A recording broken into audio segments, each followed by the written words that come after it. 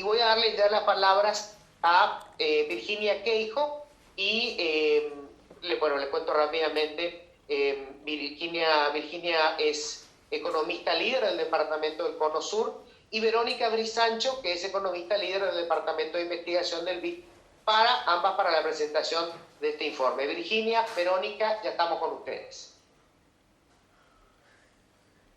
Muchas gracias.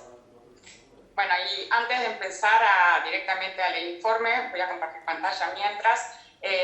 Agradecer a todos los presentes y contarles que, bueno, este es un informe que editamos. Con Verónica Brisancho, pero participaron en el mismo cerca de 20 autores. Son 20, así que no los voy a nombrar, pero en el informe tienen los nombres y muy agradecida por todo el trabajo que hicieron. Este es un informe que está basado en los países del Cono Sur, que además de Paraguay, son Argentina, Brasil, Chile y Uruguay, ¿verdad? Bueno, y ya yendo al informe, el objetivo de este informe fue desde el principio buscar evidencia y buscar conocimiento analítico que pueda servir a las políticas públicas. Estamos en un mundo donde las brechas de género son importantes y la pandemia agravó esa situación, por lo cual los hacedores de políticas de todos los países necesitan evidencia que pueda focalizar estas intervenciones que hacemos en cuanto a cerrar las brechas de género para que sean eficaces, ¿no? Porque los síntomas pueden ser muchos, pero a lo mejor el remedio puede ser distinto. Y un poco en el libro se muestra eso también, ¿no? Cómo algunas manifestaciones que vemos, algunas brechas, pueden ser algunas por temas de formación de capital humano, o otras pueden ser hasta por temas culturales. Bueno, a ver qué aprendimos con este proyecto. Y un poquito para poner en contexto, ¿no? Que, bueno, todos los presentes más o menos saben, sabemos que hay brechas grandes. En los países del Cono Sur, por ejemplo, la tasa de empleo femenino está en promedio en 50%, esos 20 puntos porcentuales menor a la de los hombres, o sea, hay una brecha de 20 puntos porcentuales en la tasa de empleo. Para tener una referencia, en Estados Unidos esa brecha es casi la mitad, es de 10 puntos porcentuales. Si vemos el caso de Paraguay, Paraguay tiene una tasa de empleo femenino mayor a la región, que está en torno al 55%, pero sin embargo la brecha es inclusive un poquito mayor, llega a 25 puntos porcentuales.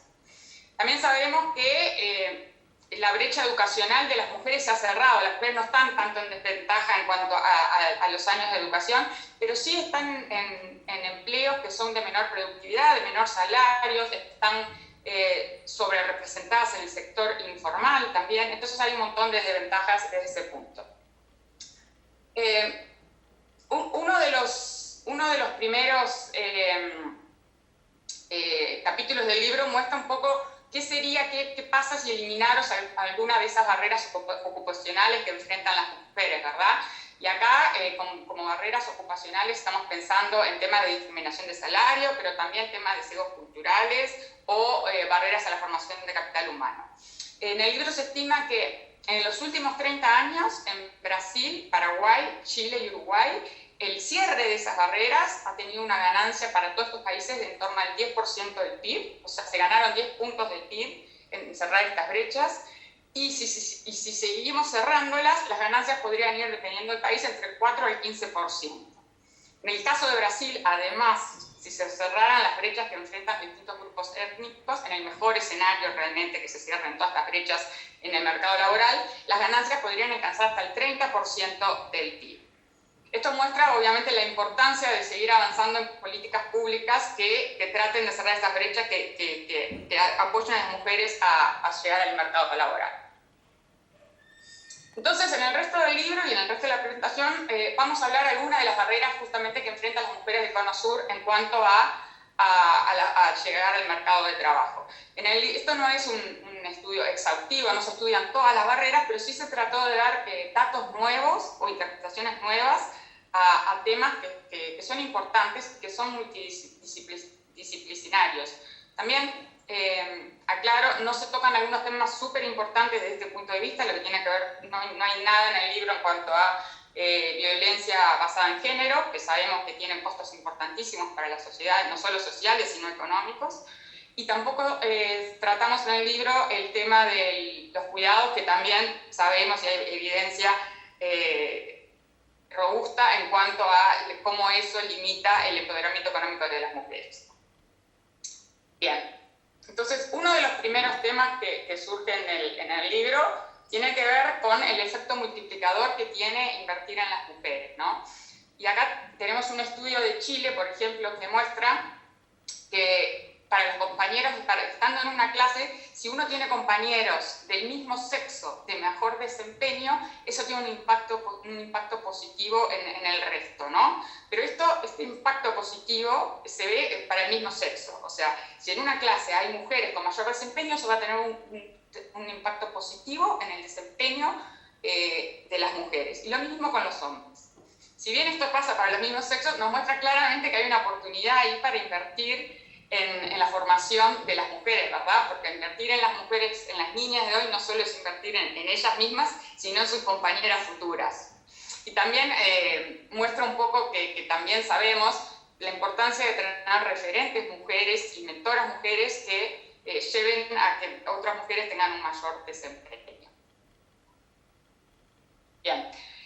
Otro hallazgo importante del libro tiene que ver también acá con datos chilenos, el tema de las barreras que encuentran las mujeres en tecnología e ingenierías en el mercado laboral, ¿verdad?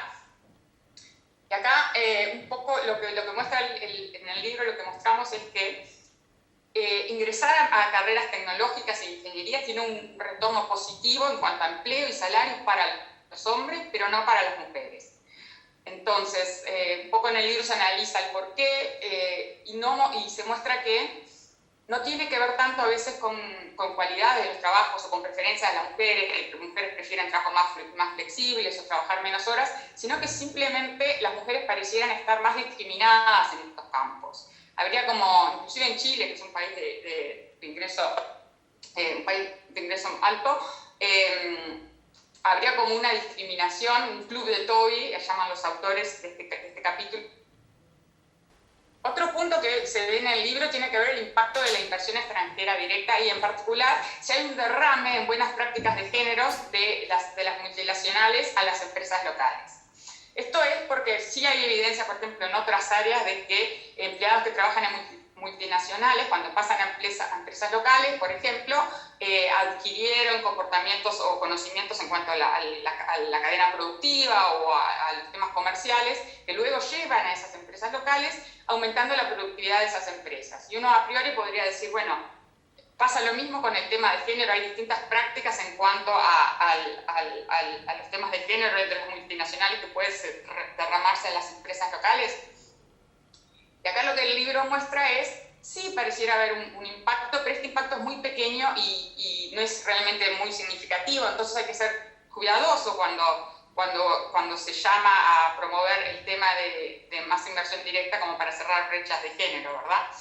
Y acá esto también importa un poco de las características del país. Hablando con colegas, nos contaban que en Paraguay, por ejemplo, el tema de la inversión extranjera directa muchas veces tiene que ver con las maquilas, que sí tienen políticas de género, por ejemplo, nos contaban que hay para el cuidado de los niños. Entonces, y que ahora, por ejemplo, vienen inversiones grandes en Paraguay y en otros países del Cono Sur. Entonces, muchas veces son inversiones que son trabajos muy masculinizados y hay oportunidad de realmente, a través de la inversión extranjera directa, ver cómo se interacciona con los medios locales para cerrar brechas de género. Con eso le doy la palabra a Verónica. Adelante, Verónica. Gracias, Virginia. Bueno, entonces, continuando con los temas que cubríamos en el libro, justamente volviendo al punto que hacía Virginia, que hay muchos temas que tratamos de dejar fuera para priorizar aquellos en los que no teníamos tanta información. Y uno de estos es los patrones de movilidad en zonas urbanas, que son crecientes y en proceso de expansión en Latinoamérica. El libro se centra entonces en uno de los capítulos en estudiar cuáles son estos otros factores que pueden contribuir a las desigualdades de género en el mercado laboral, pasando por los patrones de movilidad en la ciudad de Buenos Aires. Lo que estudia este capítulo en particular es que cuál es el nivel de accesibilidad a trabajos por hombres y por mujeres, dependiendo de un montón de variables que miden la calidad del trabajo, el ingreso de la persona, el número de viajes que hace, etc.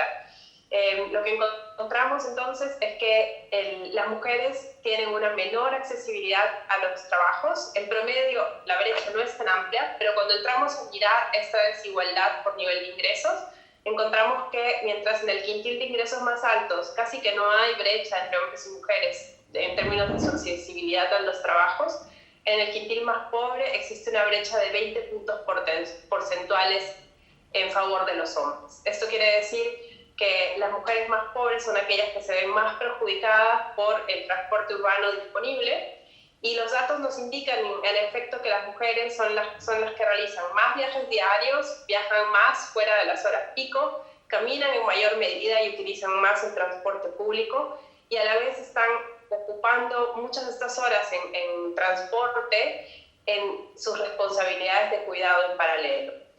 Si bien el estudio no está argumentando que estas diferencias en patrones de movilidad y en accesibilidad a trabajo sean causales, es decir, no se dice que porque la mujer está más lejos o porque le cuesta más hacer un viaje en metro es que tiene menos acceso a trabajo, igual esta correlación nos está destacando la importancia de políticas urbanas de apoyo para que sean sensibles a la igualdad de género y fomentar la participación de las mujeres en el mercado laboral. Ahora, siempre teniendo cuidado de no perpetuar el rol de la mujer como aquella que está a cargo del cuidado, sino más bien tratando de romper ese estereotipo a la vez de brindarles el apoyo necesario para llegar a los trabajos que pagan más o que están en las zonas de mayores ingresos. Siguiente, por favor. El libro también estudia la informalidad laboral enfocándose en un caso de Brasil. Lo que sucede en muchos casos es que tenemos una serie de herramientas de políticas como gobierno y muchas de estas son consideradas políticas neutrales. Por ejemplo, el caso de las políticas de formalización laboral. Pero, sin embargo, cuando se llevan a la práctica, cuando se implementan en el campo, políticas que a priori eran gender neutral o neutrales al género, terminan teniendo efectos que son diferenciales para hombres y para mujeres. Uno de los estudios que tenemos en el libro nos presenta un ejemplo en esta línea. Lo que se hace es estudiar un programa de fomento a la formalización y se encuentra que al reducir los costos burocráticos para inscribir un negocio, lo que en inglés se llama red tape, no existe un mayor impacto en la tasa de formalización de negocios ni de hombres ni de mujeres. Sin embargo, cuando en una segunda etapa de este programa se reducen los costos de mantenerse formal, es decir, las tasas de impuesto que se deben pagar para hacer un negocio formal, ahí sí notamos que la formalización aumenta, pero solo entre las mujeres. Esta reducción de los costos de permanecer formal lleva entonces a una reducción de la brecha en el sector laboral, y esta ocurre a través de la formalización de negocios informales liderados por mujeres. Sin embargo, esta política no genera ningún tipo de efecto sobre desempleo o inactividad o nuevos negocios formales nacientes. Siguiente, por favor.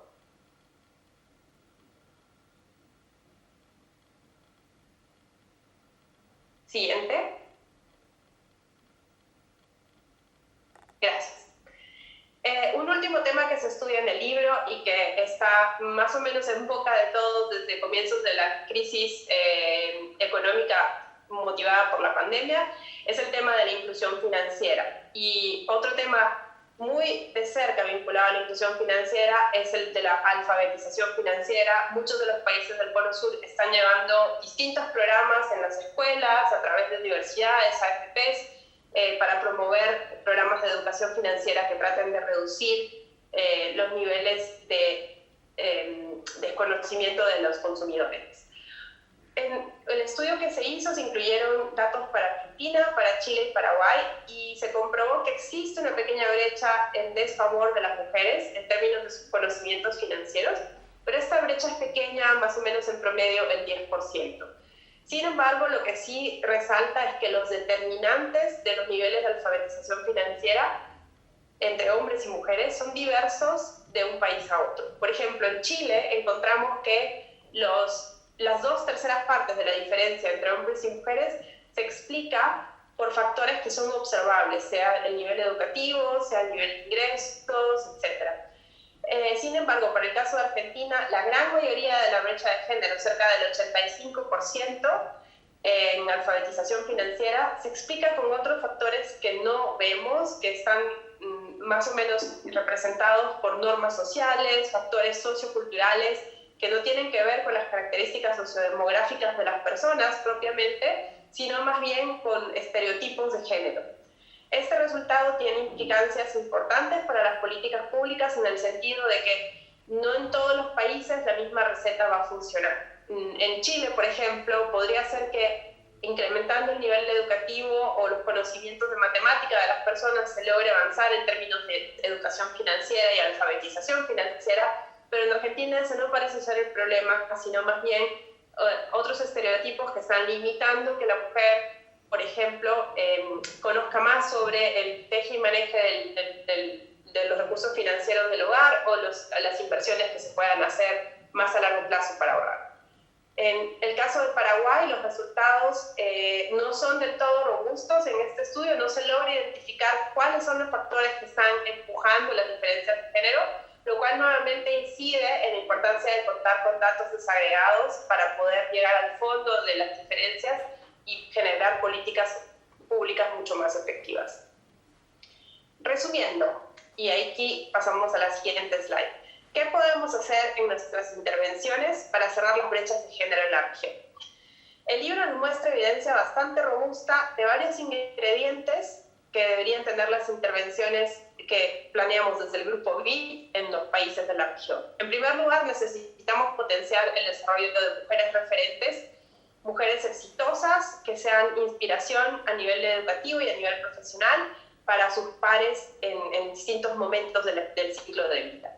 En segundo lugar, es importantísimo, y esto lo vemos en el libro, pero en general en la literatura y la evidencia que está a todo nuestro alrededor, debemos cerrar las brechas de género atacando las normas sociales, las barreras culturales y los sesgos que podamos tener, que estamos arrastrando históricamente. Esto es la parte más difícil y más retadora, y aquí las políticas públicas quizás en el corto plazo van a poder hacer poco, pero muchas veces la regulación, la legislación puede ayudar a cambiar las normas sociales vigentes, por ejemplo con las licencias de paternidad, ¿no?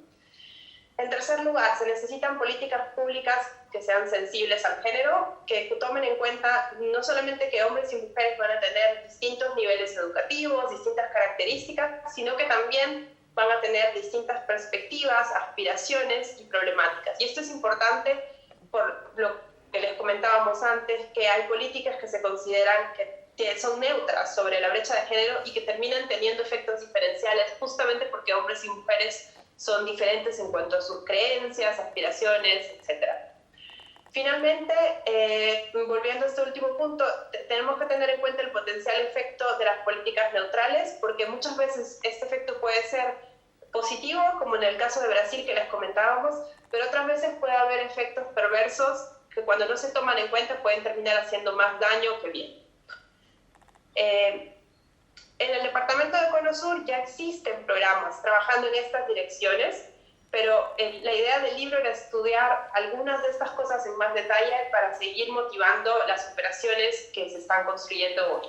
Por ejemplo, en Paraguay se apoya el programa de Ciudad Mujer, que más allá del apoyo a la mujer en términos de salud sexual y reproductiva, brinda un apoyo integral a las mujeres, fomentando su participación laboral y buscando invertir en ellas mucho más en global para prevenir los índices de violencia doméstica. Otros ejemplos incluyen la promoción del empleo formal a través de la formación y el fomento de oportunidades laborales, especialmente para mujeres, y el apoyo a la empleabilidad de las mujeres en obra pública y en oficios tradicionalmente ocupados por hombres, un poco nuevamente en la línea de cambiar el estereotipo. Por último, también se está apoyando en Paraguay en cerrar la brecha financiera y digital con enfoque de género, y de hecho actualmente está una convocatoria abierta para soluciones de oferta de cuidados. Finalmente, el sector privado y los medios de comunicación tienen un rol fundamental para lograr la equidad de género. Esto un poco lo comentaba Virginia en uno de los capítulos del libro. No solamente es necesario lograr avances con las políticas públicas, sino la asociación entre el gobierno y el sector privado y la promoción misma del sector privado de la mujer es fundamental para cerrar la brecha de género. El sector privado es fundamental para romper este techo de cristal que enfrentan las mujeres, sobre todo en carreras relacionadas al ramo de STEM, Y por otro lado, los medios de comunicación van a ser vitales para lograr deshacer estas normas sociales sesgadas en contra de la mujer que comentábamos también a lo largo de la presentación. Siguiente. Y con eso les dejamos el link del estudio. Está el reporte en inglés y en español para que lo descarguen y estamos abiertos a todas sus preguntas. Muchísimas gracias por toda la atención. Gracias Verónica, gracias Virginia. Bueno, les cuento que tenemos un panel de lujo, creo que mujeres empoderadas realmente en Paraguay, las que van a estar compartiendo con nosotros un poco, desglosando un poco este informe. Y ya les cuento, está Celina Lescano, es ministra de la Mujer. Hola Celina. Ella es egresada de la carrera de Turismo de la Universidad Católica Nuestra Señora de la Asunción, posee un diplomado en Pedagogía y Educación Superior por la Universidad Columbia, tiene una amplia experiencia en cargos directivos y gerenciales en el sector privado. En el 2017 fue condecorada como mujer líder, embajadora de la no violencia de Paraguay, seleccionada por la Embajada de Estados Unidos como mujer empresaria de América Latina y el Caribe 2016. En el 2018 fue distinguida por su participación en la Jornada Mujeres Innovadoras y Apasionadas del Mundo Empresarial y Profesional, conciliando la vida familiar y laboral, por el aporte al desarrollo social en Paraguay del Ministerio de Trabajo, Empleo y Seguridad Social. Expresidenta de la Asociación Paraguaya de Empresarias Ejecutivas y Profesionales. Está con nosotros la señora Carla Bacigalupo, ministra del Trabajo. Hola Carla, gracias por estar. Bueno, Carla es egresada de la Facultad de Derecho de la Universidad Nacional de Asunción, notaria y escribana pública, cuenta con una maestría en Derecho por la Universidad Nacional, cuenta con una amplia trayectoria en la función pública. Desde 1999 empezó su carrera profesional en el Poder Judicial, llegó a ser ministra de Justicia en el 2016, ejerció la docencia universitaria desde el año 99, es docente en la maestría de Derecho de la Universidad Nacional y en la maestría de Derecho en la Universidad del Norte. Fue decana de Derecho en la Universidad Central del Paraguay, formó parte de la Comisión Nacional de Reforma Penal, miembro del Consejo Nacional de Niñez y Adolescencia y de la Comisión Nacional de Erradicación del Trabajo Infantil. La señora María Fernanda Carrón, hola María Fernanda, es miembro del directorio del Banco Central, magíster en Administración de Empresas del programa MAE, graduada de alta distinción por la Universidad Católica de Asunción, licenciada en Administración de Empresas con 22 años de experiencia en el sector financiero bancario. En su trayectoria profesional se destaca en el conocimiento del sector de comercio internacional, el área de operaciones y el manejo de relaciones con multilaterales y bancos corresponsales como gerente de corresponsalía y comercio exterior, entre otra larga experiencia que tiene María Fernanda, que voy a cortar porque si no, no vamos a terminar nunca. Y Verónica Serafini, hola Verónica, ¿cómo estás? Ella es investigadora de Cadet Latindad, es economista, feminista, con maestría en Ciencias Sociales y doctorado en Economía, docente de la UNA y de la UCA, del Instituto Internacional de Estudios Sociales de la Universidad de Rotterdam, investigadora en temas de desigualdad, pobreza, género y financiamiento para el desarrollo. Bueno, este es el brevísimo currículum de las participantes que tenemos hoy. Y vamos a empezar ya con las preguntas. Me gustaría empezar con la ministra Lescano para aprovechar un poco tu experiencia, ministra, en el sector privado, antes de pasar al sector público. Se habló en el libro, obviamente, de la necesidad de la participación del sector privado. Sobre todo en la última parte ponía muchísimo énfasis en la participación del sector privado para cerrar estas brechas de género. ¿Tuviste una experiencia por tu paso en el sector privado, digamos, de un caso exitoso en el sector privado en Paraguay y del cual podamos sacar nosotros algunas lecciones? Bueno, buenos días para todos, Luis, a todos los que nos acompañan también en las diferentes redes sociales. Gracias, Luis, por este espacio. Realmente es un espacio que nos apasiona a las que estamos aquí porque ya venimos trabajando hace bastante tiempo. Y así como lo dijiste, Luis, yo desde el sector privado ya y también desde el sector gremial empresarial aportamos muchísimo las mujeres, a pesar de ser un ambiente liderado por los hombres, pero nos fuimos ganando ese espacio y ese reconocimiento de las mujeres por el trabajo, la trayectoria y también el crecimiento que tenemos cada una de nosotras desde el lugar donde estamos. y hoy me toca liderar el Ministerio de la Mujer, y toda esa experiencia desde el sector privado me da esa fuerza y esa alegría de poder seguir haciendo lo que ya estaba haciendo en el sector privado, pero con una mayor amplitud y con un doble compromiso, porque es para todo un país. Realmente, ahora que estoy en el Ministerio de la Mujer hace un año, con toda esa experiencia que trabajamos en el sector privado, en el empoderamiento de la mujer, pude liderar varios proyectos y programas también con la Embajada Americana. Lideré el primer programa de Dream Builder de empoderamiento económico de las mujeres digital en Paraguay. Hice el proyecto, el plan piloto, que hoy día es la Academia de la Mujer Emprendedora a nivel país. Y dar esas oportunidades a las mujeres nos dio la visión de que necesitan las mujeres tener esos espacios y esos campos donde podamos realmente mostrar nuestras habilidades y nuestras capacidades. Porque realmente en la coyuntura cultural también de Latinoamérica, es un poco difícil para la mujer ganarse esos espacios. Y bueno, comentar un poquitito lo que estoy haciendo en el Ministerio de la Mujer ahora con el sector privado. Es un aliado estratégico, a pesar de que no es fácil en cuanto a la credibilidad del sector público, porque sabemos que las necesidades son muchísimas, pero la parte financiera es muy limitada, el presupuesto. Entonces, esa alianza que yo pude hacer con el sector privado, no solamente en el empoderamiento económico, social, cultural de las mujeres, sino también en la prevención de la violencia, porque es un flagelo que nos invade. Realmente no es solamente la violencia intrafamiliar, sino también la violencia laboral. Hay 15 tipos de violencia, Luis, y eso es importante que también las mujeres conozcan los tipos de violencia, porque sabemos que los derechos de las mujeres muchas veces ellas mismas no conocen. Y para nosotros visibilizar el trabajo que hacemos en el Ministerio de la Mujer, porque somos el órgano rector, normativo y articulador de las políticas públicas. Eso es importante también visibilizar, a pesar de los servicios que damos desde el Ministerio de la Mujer en la atención para las mujeres, así como ya lo comentó, desde Ciudad Mujer Móvil de la Gente. Hoy día voy a contar algunas de las experiencias que estamos teniendo en el Ministerio de la Mujer. Son muchísimas, pero voy a nombrar 3 alianzas estratégicas que hicimos con el sector privado. Primeramente con Punto Farma, una farmacia que tiene más de 260 puntos en diferentes puntos del país, que nos ayuda a canalizar y a denunciar los casos de violencia y las mujeres que están en una situación especial.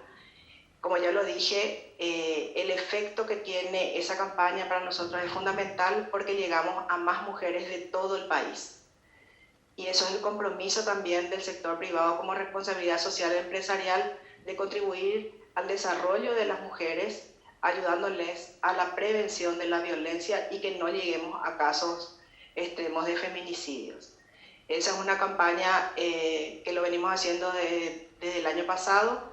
También tenemos la primera, Paraguay ya forma parte de la Alianza Regional de la Digitalización de América Latina y el Caribe, que la semana que viene estamos lanzando, Todas Conectadas, que es una alianza también estratégica del Ministerio de la Mujer con Itaú y Mastercard, para brindar una plataforma colaborativa de conectividad para las mujeres y que ellas puedan incursionar en la economía digital y que puedan tener también acceso a pagos digitales y puedan tener acceso a la bancarización. Eso para nosotros es muy importante y ya tengo poco tiempo.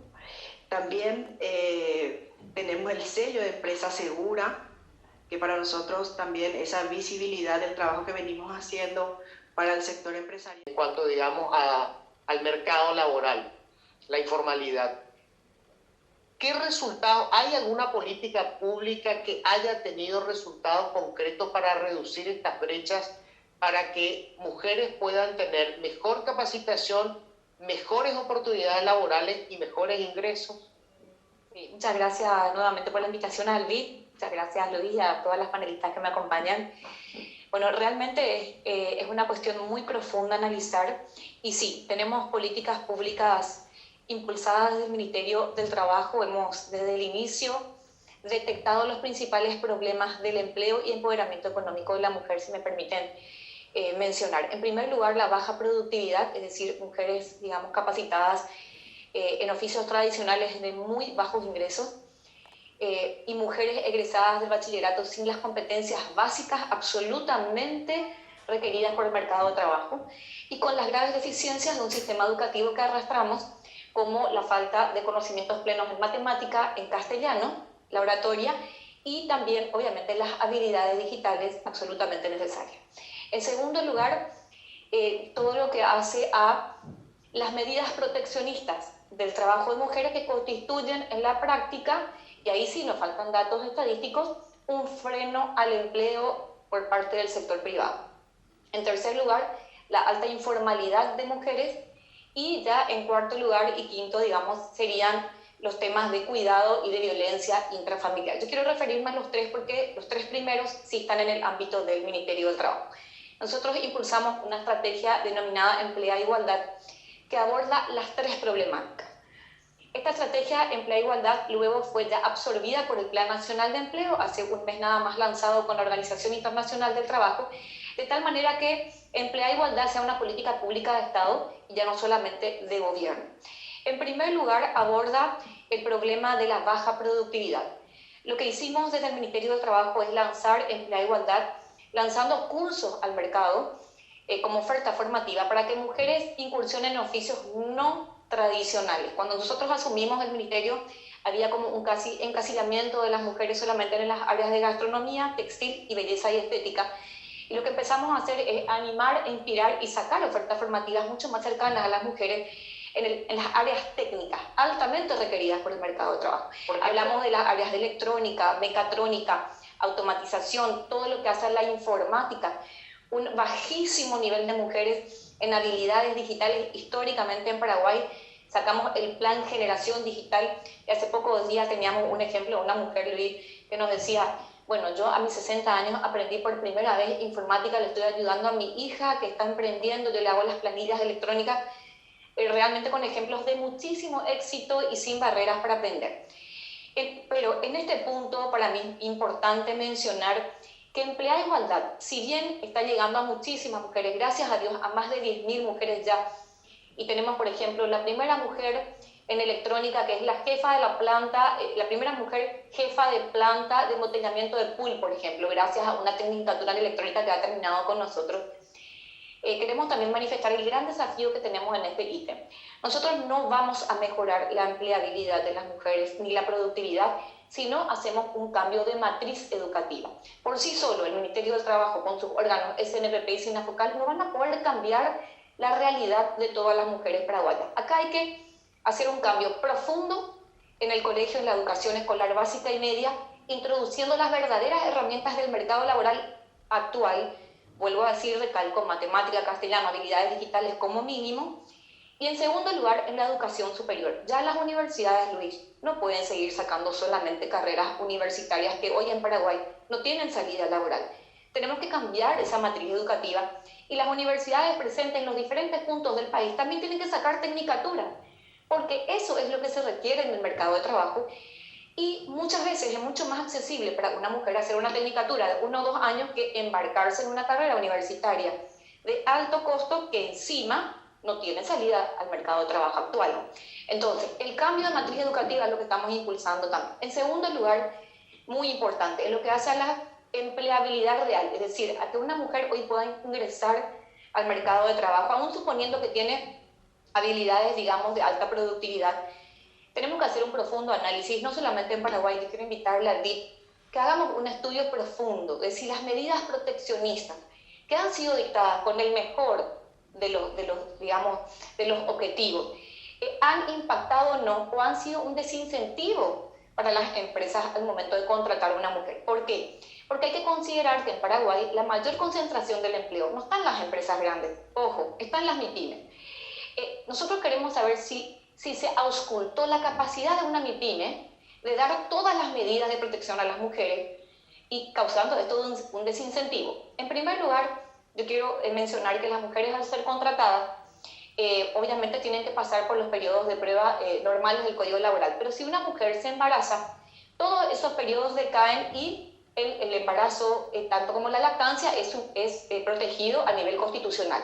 Entonces la mujer no puede ser, digamos, despedida en un proceso de 2 años totales entre el embarazo y la lactancia. Por lo tanto, se crea una inamovilidad de esa mujer. Ahora, una vez que tiene, digamos, ya el hijo, bueno, tiene un periodo de permiso que hoy, gracias a Dios y gracias a los avances de Paraguay, es costeado 100% por el Instituto de Previsión Social. Es decir, si esa trabajadora formal no tendría que ser un costo adicional para las empresas el permiso. Pero sí tenemos las otras cargas, la inamovilidad de 2 años, que hace que la indemnización se encarezca automáticamente. En segundo lugar, claro, sí, las exigencias de las salas de lactancia y las guarderías. Entonces, volvemos a preguntar, ¿cómo son las MIPYMES, micro, pequeñas y medianas? Esto se ve claramente en las entrevistas laborales, porque un empresario al buscar mujeres, sí, ya está presente en la entrevista, si tiene previsto o no embarazarse, y también la edad o la franja etaria, digamos, propicia para el embarazo es un desaliciente. Entonces, acá lo que nosotros proponemos es un estudio profundo, analítico y estadístico, si las medidas proteccionistas están siendo realmente un desincentivo, y plantearnos seriamente un plan de incentivos fiscales, porque obviamente volver atrás es imposible y no corresponde, pero sí contrarrestar, dar un contrapeso a esas medidas proteccionistas que están constituyendo un freno y ofrecer incentivos fiscales al sector privado, que obviamente tiene que tener una capacidad de sostener esto. Y ya te digo ahí porque tenemos el tiempo, pero y cedo la palabra. Tamaño tema lanzaste, tamaño tema lanzaste para polemizar realmente. A ver, quiero ir con María Fernanda Carrón. María Fernanda, bueno, hoy estás en el Banco Central, estuviste en el sector privado, también en el sector financiero, y conoces perfectamente desde ambas ventanillas la inequidad de género que hay a la hora del acceso al crédito. Si hay menos mujeres accediendo al crédito, tienen menos formación financiera. ¿Cómo afecta eso? Para las políticas públicas, en el caso del Banco Central, obviamente estamos hablando de la mitad de la población que tiene más dificultades para acceder al crédito. Ahí entran las políticas monetarias, las políticas de desarrollo, todo, digamos, se tranca de alguna manera. ¿Qué se está haciendo desde el Banco Central o qué se puede hacer para, digamos, ir reduciendo esas brechas? Hablamos siempre de la necesidad de ir bancarizando a un mayor porcentaje de la población, pero si nos concentramos otra vez en cómo hacemos para que más mujeres puedan ingresar a este sistema, ¿qué se está haciendo desde el Banco Central? Bueno, buenos días. Agradezco al BID en nombre de Edna, de Florencia, a mis excelentes panelistas que me acompañan, y también a toda la gente que hoy nos acompaña en la sala, a Hugo, Techi, Marilena, Agustín, que estaba. Yo creo que no hoy, hace mucho se viene trabajando. Hace mucho se viene trabajando en cerrar estas brechas. Entonces, este informe hoy nos da mucho más luz en qué debemos trabajar. Ante tu pregunta, Luis, sí, yo creo que acá hay un desafío importante y me encanta cómo ha encarado la ministra de Trabajo. Lo que tenemos que ver es la informalidad. Eso es lo que estamos luchando en este país. Tenemos realmente una informalidad demasiado grande que creo que se evidenció mucho más fuerte en todo lo que fue el contexto de la pandemia. Y esta informalidad lleva a una exclusión financiera. Nosotros tenemos aproximadamente 30% de la población incluida en el sistema financiero. Pero cuando hablamos de mujeres, tenemos 1.900.000 mujeres excluidas. Pero lo más grave es que el 77% de estas mujeres están entre 18 y 34 años. ¿Qué nos están mostrando estos datos? Que las mujeres cuando están saliendo de las universidades, están comenzando su vida laboral, no tienen una inclusión financiera, no tienen acceso al sistema financiero. Y cuando hablamos de inclusión, parece una palabra, pero es mucho más que eso. Es que la persona pueda desarrollar un crédito para educación, un crédito para vivienda, que tenga acceso a una mejor calidad de vida. Entonces sí tenemos que abordar temas importantes, desde qué son los incentivos correctos para formalizar a la economía. Seguimos teniendo incentivos incorrectos y seguimos propiciando que haya más informalidad. Desde el Banco Central, desde el año 2015, se tienen ya datos desagregados por género. Eso nos mostró bastantes y muchas brechas. Yo creo que estos datos, y nosotros tenemos el compromiso de intensificar, de buscar aún más datos en más áreas desagregados, pero tenemos datos bastante elocuentes. Por ejemplo, que en el crédito las mujeres, de cada 100.000 guaraníes que quitan los hombres, las mujeres quitan 60.000 guaraníes. Los montos son menores. Y más aún el destino del crédito. 64. Mientras el hombre la inversión va. Entonces, ¿qué tenemos? Menos mujeres que acceden al crédito. A ver, un ratito porque es demasiado importante lo que estás diciendo. Sí, hay una censura acá de los bancos y la financiera. Bueno, sí. Realmente lo más importante acá es que las mujeres no están accediendo no solamente al sistema financiero. Cuando acceden con menores créditos, montos de menores, y acceden a un rubro que no les está permitiendo desarrollar sus pymes o su negocio. ¿Y eso por qué? ¿Por qué se da esa diferencia? Y porque aún con un dato todavía más importante que tenemos probado en Paraguay, que el 9% de las mujeres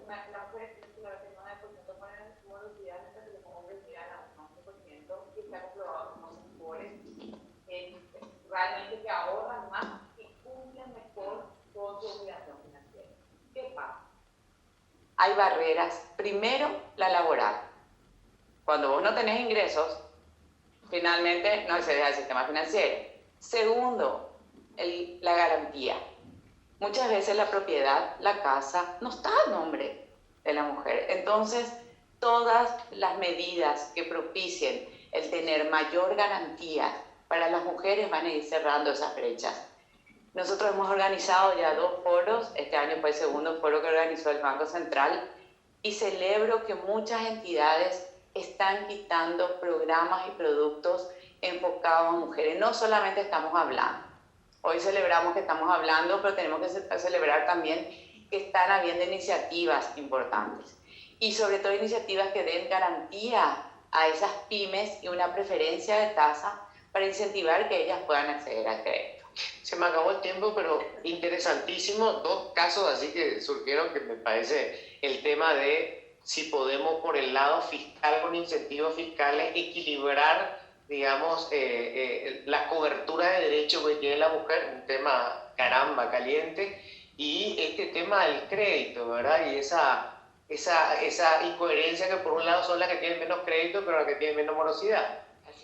Bueno, Verónica, a mí me gustaría en tu caso dejar más abierta la cosa porque tenés seguro un montón de cosas que agregar a esto. Hace tantos años que venís investigando el tema, así que me gustaría, ¿qué agregamos a esto que estuvimos viendo, que vos considerás que es fundamental, digamos, tener hoy en la charla y en el debate? Bueno, muchas gracias por la invitación. Yo creo que yo en primer lugar hablaría, como el informe está centrado en qué aportan las mujeres al crecimiento y los obstáculos a ese aporte, en Paraguay creo que vale la pena hacernos la pregunta de qué aportó el crecimiento a las mujeres. Y ahí hacer referencia a un concepto, ¿cuál es la matriz productiva? Que tiene un poco que ver con todo esto que se está diciendo. Si no generó empleos, es difícil generar inclusión, es difícil que ahorre, es difícil que saque un préstamo, que tenga una MPYME productiva y que es difícil formalizar. Entonces creo que también es importante cuando hablamos de el bono de género, porque en algunos sectores se está hablando de un bono de género en términos de aumentar la presencia de las mujeres en el trabajo, reducir las brechas y cuánto eso aporta al PIB. También tenemos que pensar que para que ese aporte o se potencie, ¿cuál es la matriz productiva que queremos? donde entrando las mujeres en el crecimiento económico vale la pena que entren. En qué sectores son dinámicos para las mujeres, qué sectores contribuirían a mejorar las condiciones económicas o la autonomía de las... porque les doy un solo dato. Con todo el crecimiento económico que tuvimos en Paraguay, en los últimos 15 años, la feminización de la pobreza aumentó. Cuando empezó el crecimiento había 2 o 3 mujeres por cada... 102 o 103 mujeres por cada 100 hombres en los hogares en situación de pobreza. Hoy hay 113. Es decir, este crecimiento económico, así como está, no benefició en forma completa a las mujeres. Permitió que ellas entren a trabajar, pero en condiciones que ya sabemos.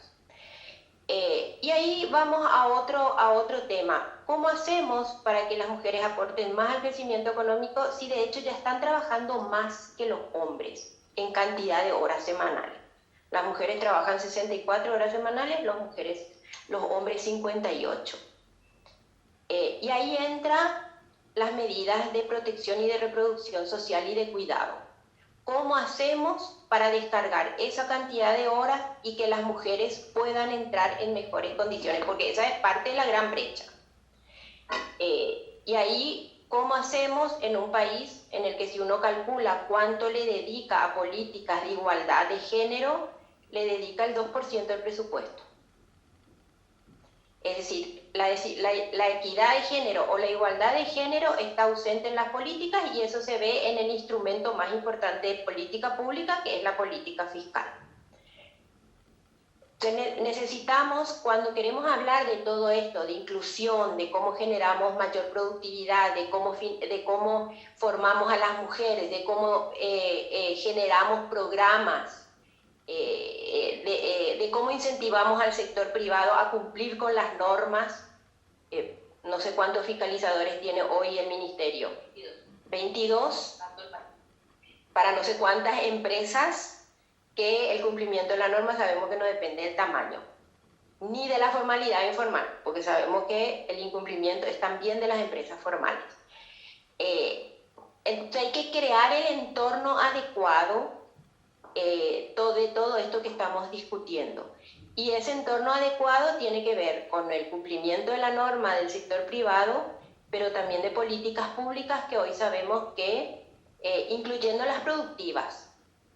Y en Paraguay además sacarnos mucho de estos mitos, por ejemplo, el impacto de la inversión extranjera directa, y evaluar si los incentivos, ahí hay una cuestión de género muy importante, evaluar si los incentivos fiscales a la inversión extranjera directa tienen impacto en género. ¿Cuánto empleo que generan? ¿Son buenos empleos? ¿Son empleos que contribuyen a la igualdad?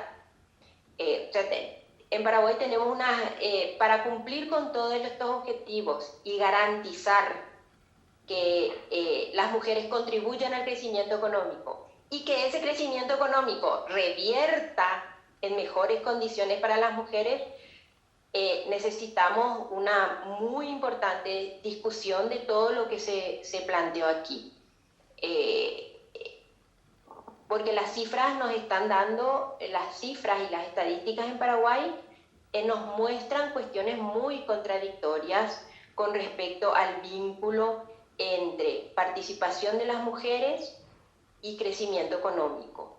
Y es un ámbito que está poco explorado, porque en general la investigación en Paraguay, lo que sabemos, se refiere más a los temas más sociales, pero no a los temas económicos y menos todavía a la política económica. Si ustedes tratan de googlear y encontrar investigación en términos de política económica con enfoque de género, ahí tenemos bastante menos. Este informe aporta muchísimo.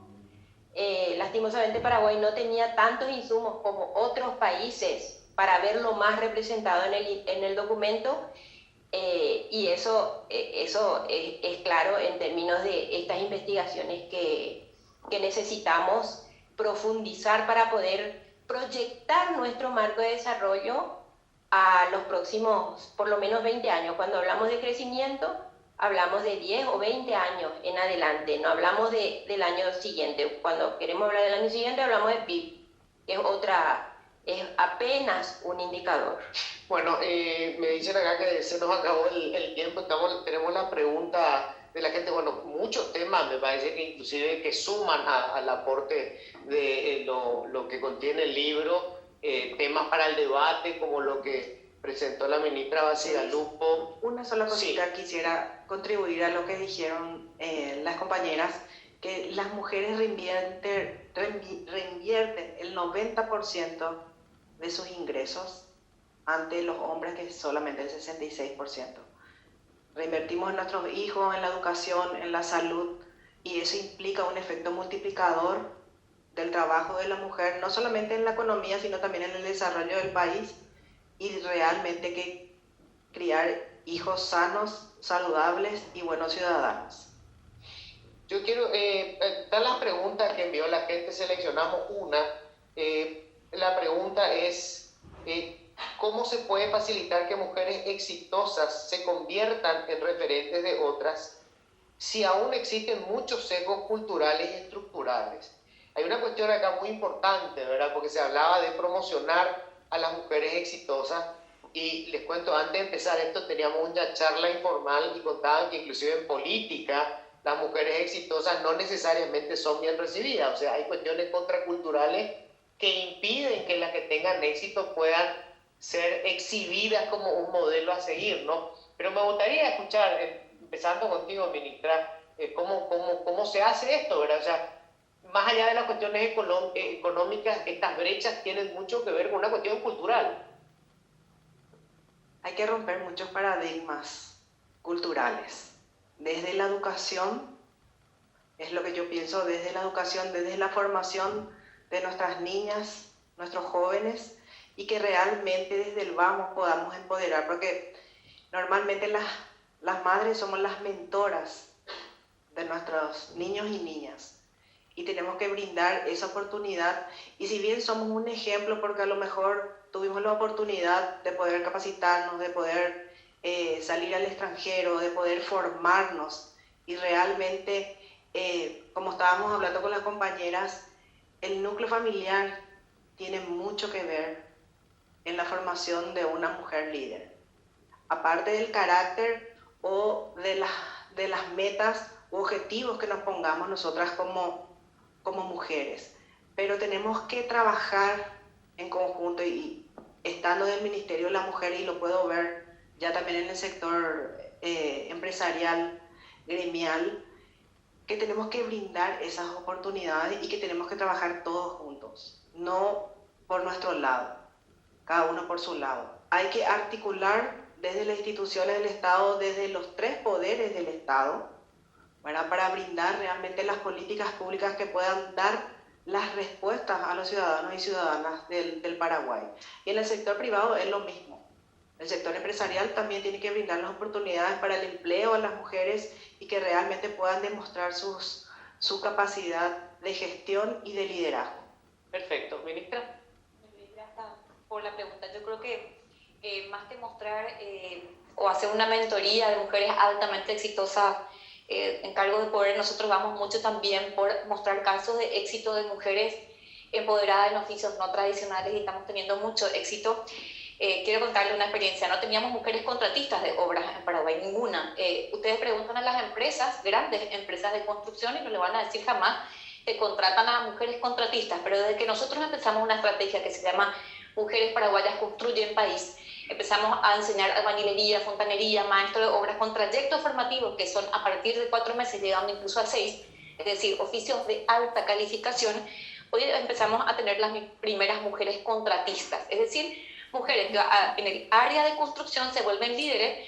Ellas lideran el grupo de albañiles y fontaneros y, digamos, negocian y contratan directamente con las grandes empresas. Entonces, esas historias de éxito que muestran esa ruptura de estructuras, porque cuando vinimos al ministerio nos decían queremos cursos para mujeres. A mí me pasó, Luis, que asociaciones y ONGs me venían a pedir cursos para mujeres. Entonces nosotros preguntábamos cuáles son esos cursos para mujeres, y nos pedían siempre lo mismo, era gastronomía, textil, belleza y estética. Y nos empezamos a trabajar también para cambiar el chip de asociaciones y ONG, y le decíamos, no, es que las mujeres pueden ser mecánicas, ocultemos que quieren ser las mujeres, pero no solamente ocultemos que quieren ser, sino digámosle qué es lo que tiene alta salida laboral, porque también el sesgo está en la mujer misma.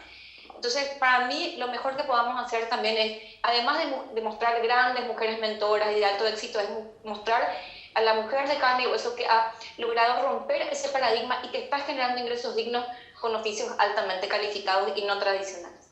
María Fernanda. Luis, bueno, yo quiero que nos basemos en las estadísticas y realmente en la historia. En Paraguay la mujer siempre tuvo un papel importantísimo y ha demostrado que puede, y ha demostrado que fue fundamental desde la independencia de este país a lo largo de todos estos años. Yo participé en un programa realmente del interior del país, era un programa lácteo, donde cuando empoderaron y determinaron que la mujer en la familia sea la que iba a liderar el programa lácteo, tuvo éxito. Entonces, realmente ese sesgo se tendría que romper cuando nosotros y cada uno hace una historia de lo que el país ha pasado. Y yo me quedo con lo primero que dijiste al comenzar. La desigualdad de la mujer no es un problema solamente moral y ético que no podemos sostener, es un problema económico, porque no estamos teniendo el potencial de nuestras mujeres en Paraguay. Entonces, si seguimos limitándole ciertas carreras, si seguimos limitándole la educación, el país no va a llegar a tener el potencial económico que tiene que tener. Y el Producto Interno Bruto de Paraguay, que podría tener un potencial muchísimo mayor, va a seguir rezagado. Pero saliendo del tema, también quiero poner algo sobre la mesa acá. Cuando hablábamos de inclusión y cuando hablábamos de falta de inclusión financiera, también el Banco Central presentó una ley de inclusión financiera ya desde el año pasado. Si queremos cambiar las cosas, tenemos que tener también posturas bastante determinantes en ciertas cuestiones, como es una ley de inclusión. No hemos visto países que hayan avanzado drásticamente en la inclusión financiera si no era propiciado primeramente por una ley que nos dé a todos el derecho de tener al menos una cuenta básica. Gracias. Perfecto. Verónica. Yo creo que hay muchísimo por hacer. Mucho por hacer en términos de conocer cuáles son los obstáculos que tienen las mujeres, que presentan las mujeres para poder aportar más a la economía, cuáles son los sectores que son potencialmente importantes. Hay sectores que son muy nuevos, como los empleos verdes, que se vienen con mucha fuerza, pero también la formalización, por ejemplo, del sector de cuidado, que es 95% mujeres, en un país que está cambiando demográficamente muy rápido, que está envejeciendo. Y ahí hay un gran desafío de, por ejemplo, formar personas, y en este momento el 95% son mujeres en términos de profesiones donde existen pocas brechas. Porque si nosotros vemos como son profesiones feminizadas, la brecha es menor, al contrario de las carreras STEM, donde estamos poniéndole mucho énfasis, pero si nosotros no atacamos la otra parte, podemos formar mujeres para fortalecer las brechas. Porque en Paraguay, si uno ve los niveles de desigualdad de ingresos en esas carreras, son las más amplias. Entonces ahí también viene la segunda parte. No solamente pensar que la capacitación puede generar cambios, sino también qué pasa del otro lado, del lado del empleador o de la empleadora, del sector privado. Y finalmente creo que un obstáculo que es básico, que se aclaró al principio, pero que parte de ese supuesto el informe, es el tema del cuidado. Paraguay no tiene ninguna intervención para garantizar socializar el costo del cuidado, y el costo del cuidado hoy recae completamente sobre las mujeres. Y ahí tenemos que, en instituciones como estas, también tenemos que pensar que infraestructura no es solamente una ruta, infraestructura también es infraestructura de cuidado. Y eso Paraguay no tiene nada. Y cada uno desde el lado en el que está o que puede contribuir, cómo incorporar el tema de género en la economía para aportar entre todos. Bueno, creo que se nos acabó el tiempo, pero podríamos seguir debatiendo un montón, surgieron muchísimos temas que creo que vale la pena seguir desarrollando. Está claro que hubo algunos avances, nos falta información, es notable la poca producción que tenemos en Paraguay de datos, de elementos que nos sirvan para poder debatir y a partir de ahí construir políticas públicas. Creo que los medios de comunicación tenemos que hacer también nuestra mea culpa. No estoy en representación de los medios de comunicación, pero bueno, como soy del gremio, mucho tenemos que ver con esto de ir demoliendo esos prejuicios contraculturales que permiten mantener estas brechas. Pero bueno, les agradezco, creo que ha sido sumamente interesante y a la gente que estuvo aportando sus preguntas, no nos da tiempo para más preguntas, pero bueno, hasta acá llegamos por ahora. Y para cerrar esto está la señora Edna Armentari, que es representante del BID en Paraguay, así que yo le voy a ceder el espacio para las palabras finales. Permiso. Gracias, Luis. Bueno, podríamos seguir una hora más, ¿verdad? Yo primero quería agradecer al extraordinario grupo de panelistas por acompañarnos hoy, por su valiosa contribución en la discusión de este libro, a Luis Vareiro por motivar una discusión tan productiva. Y como se mencionó al inicio, este no es solo el lanzamiento de un libro, ¿verdad? Esto es parte de una agenda de trabajo con el gobierno, con el sector privado, con la sociedad civil. Y yo ya de entrada me llevo tarea por muchas cosas que mencionaron en temas desde la investigación y más también en la acción donde podríamos seguir trabajando desde el banco para contribuir a una mayor igualdad de género. Y a mí me gustaría resaltar un punto que de alguna manera se mencionó y es una característica de Paraguay que no observamos en otros países de América Latina, que es su bono demográfico, ¿verdad? Que casi una tercera parte de su población tiene entre 15 y 29 años y la mitad de esta población está constituida por mujeres. O sea, yo creo que esta es una gran oportunidad para el desarrollo económico y social y este desarrollo claramente tiene que tener una mayor participación de las mujeres, ¿verdad? Buscando la igualdad de género. Y sobre todo creo que tener una población joven realmente puede ayudar a crear un cambio profundo en la situación de las mujeres en Paraguay. Como se mencionó, la inversión en capital humano es indispensable, invertir en la educación de las niñas y las adolescentes. Así que como último punto quisiera mencionar que por supuesto Paraguay ha avanzado en distintos aspectos, pero hay como el empleo, la capacitación para empleo no tradicional, programas de mujeres, pero hay toda una gama de oportunidades hacia adelante para seguir mejorando la equidad de género en el país.